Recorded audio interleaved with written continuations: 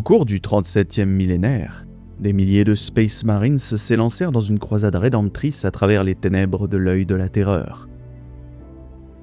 Animés par la foi et la fureur, ils cherchaient à purifier les royaumes impies nés du Warp.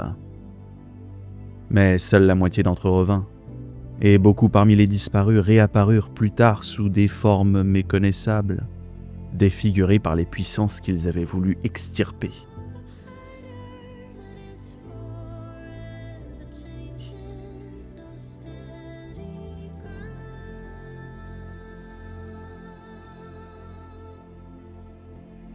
Après les purges de l'Ecclésiarchie de 321 M37, Saint Basilius l'Ancien accéda au sommet du pouvoir religieux.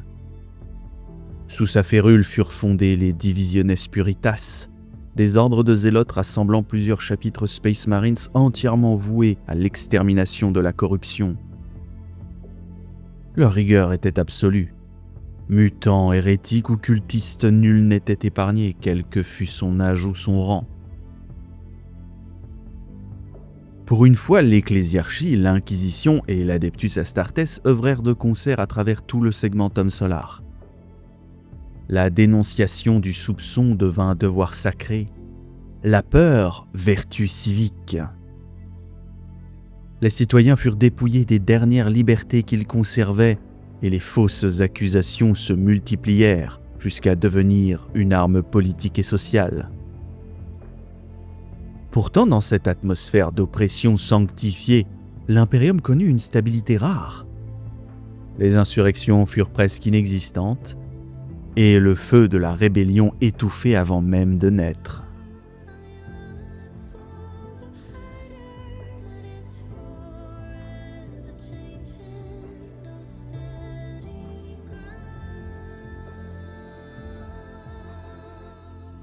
Puis vint la tempête Dionys.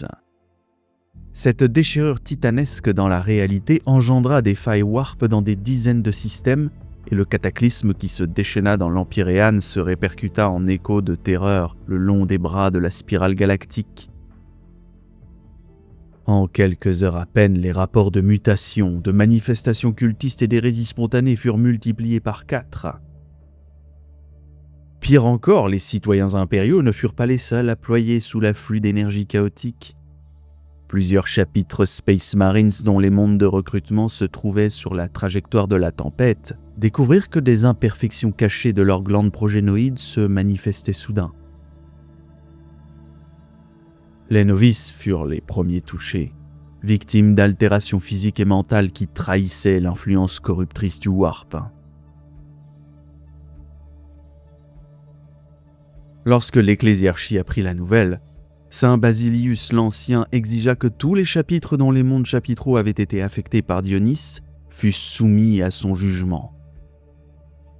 L'influence qu'il exerçait alors sur les hauts seigneurs de Terra était telle que son décret fut ratifié avant la fin de l'année. D'interminables batteries d'épreuves furent menées, tests génétiques, rites de pureté, prédictions formalisées par les oracles du Ministerum. Des centaines de chapitres furent lavés de tout soupçon, mais 30 échouèrent.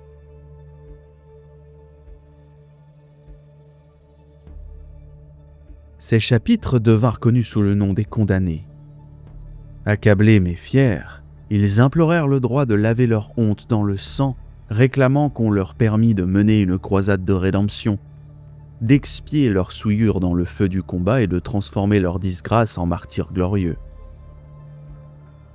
À la surprise de ses conseillers, Saint Basilius accepta. Il jugea approprié d'envoyer ses guerriers impurs là où la lumière de l'empereur vacillait le plus, dans l'œil de la terreur, afin qu'ils y portent la guerre sainte contre les Space Marines du chaos.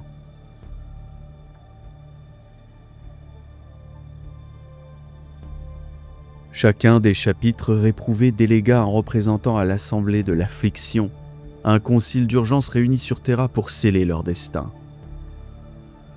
Il fut décrété que le martyre valait mieux que la survie dans la honte.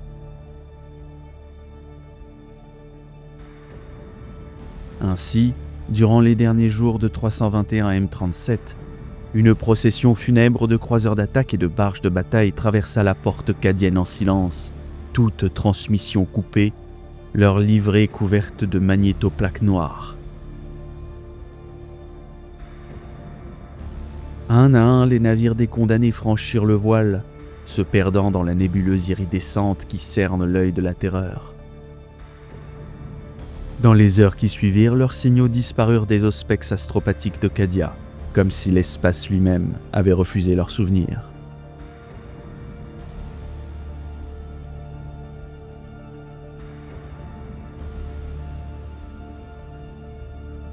Moins d'une heure après leur translation dans le Warp, une flotte hérétique surgit des nuées de particules. D'antiques vaisseaux, cabossés, gravés de sceaux impies et bardés de métal corrompu. Les capteurs impériaux n'eurent que le temps d'enregistrer l'impact. L'artillerie navale fit flamboyer le vide, les torpilles éventrèrent les coques et les barges impériales furent réduites à des séquences d'incendies dérivant dans les terres. La bataille fut si titanesque que la cohésion de la flotte des condamnés s'effondra. La violence du conflit fit frémir la trame même du Warp, provoquant une onde de distorsion qui dispersa les survivants aux confins de l'œil. Lorsque les vaisseaux du chaos se retirèrent, il ne restait plus rien d'uniforme. Seulement des fragments isolés, des chapitres éparses, perdus dans la tempête éternelle.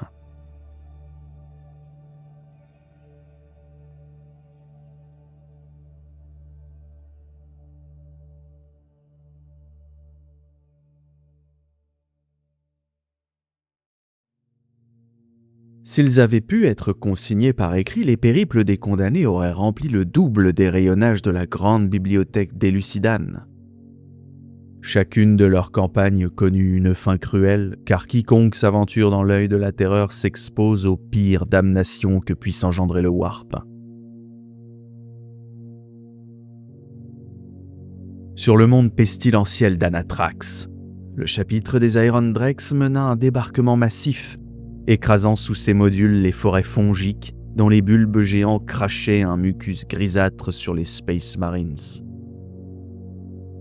Malgré leur vaillance, les Iron Drex tombèrent un à un. Leurs respirateurs purifiaient un air déjà corrompu et leurs armures furent percées par les rafales continues des marines de la peste embusquées. En quelques heures, plus de la moitié du chapitre se mua en excroissance fongique hideuse, leur corps se décomposant en parasites pensants. Les survivants, brisés, finirent par se rendre, offrant leurs âmes à Nurgle. Ainsi naquit la Grey Death, horde de pestiférés portant désormais la parole de la putréfaction.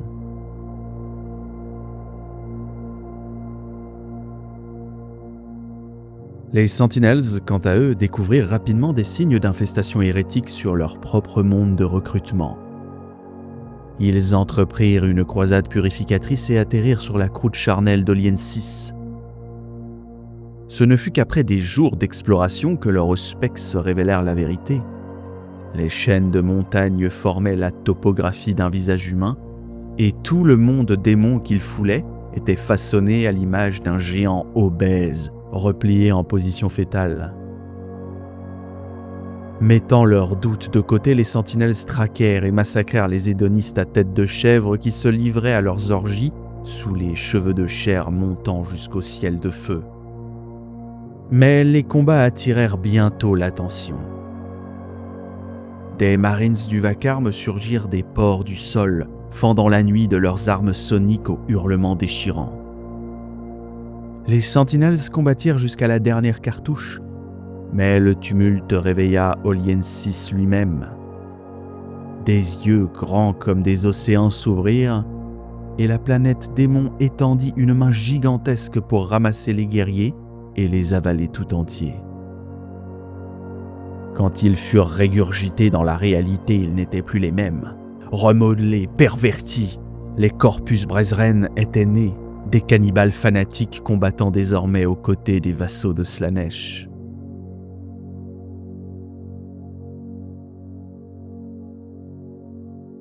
Pendant ce temps, dans le vide de Galatamar, Les Knights Excelsior cherchaient à donner un sens à leur nouvel environnement.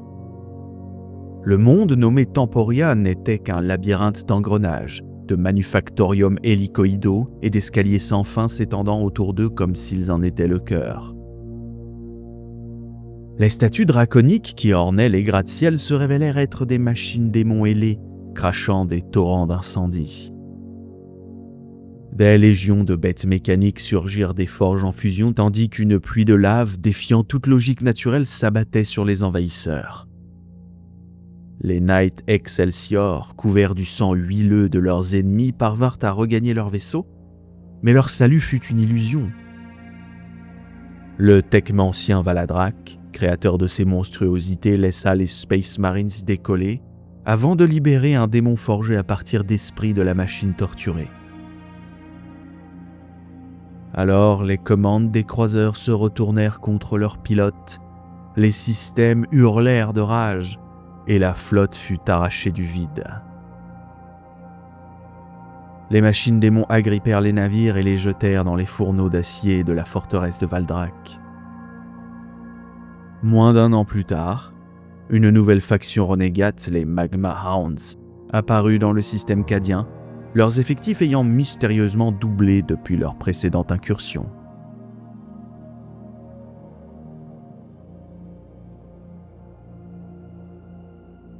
Sur Belial IV, les Brothers of the Anvil fouillaient les ruches effondrées d'un antique empire à Eldari lorsqu'ils furent capturés par des Kabbalites avides de reliques.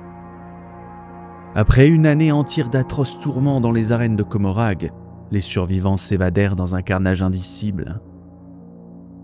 Mais ces guerriers, jadis nobles, étaient irrémédiablement brisés. Une fois revenus dans la réalité, ils massacrèrent tout être vivant sur leur route, incapables de distinguer l'ennemi du frère. Ainsi s'éteignirent un à un les chapitres de la croisade abyssale. Les rares Space Marines à en revenir ne portaient plus le sceau de l'empereur, mais celui des dieux qu'ils avaient juré d'exterminer.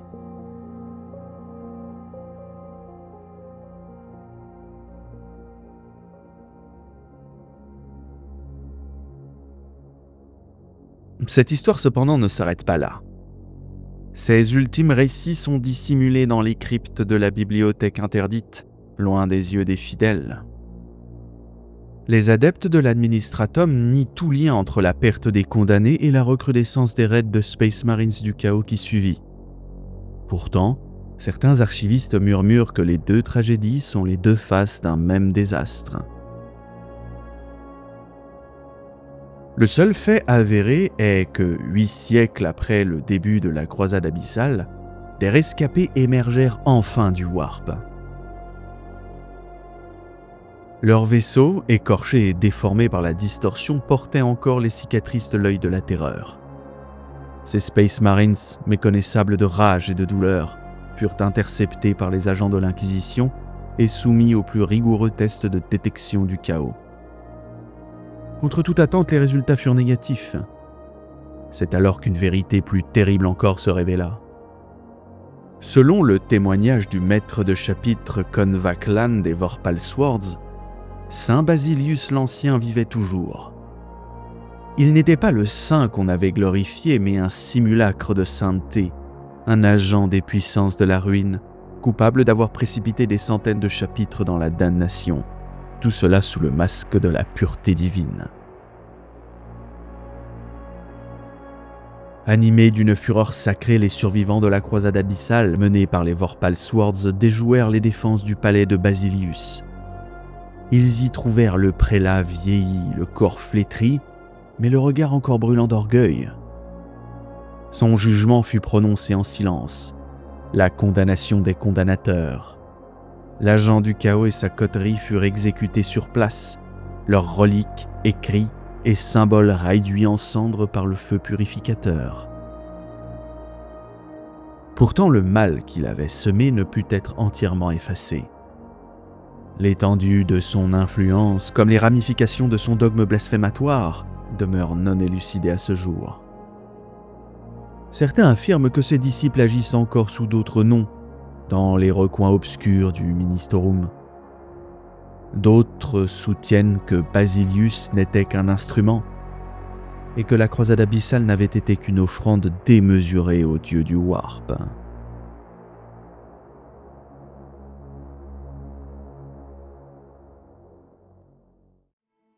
Nul ne saura jamais combien d'âmes furent perdues dans la croisade abyssale, ni combien furent vraiment sauvées.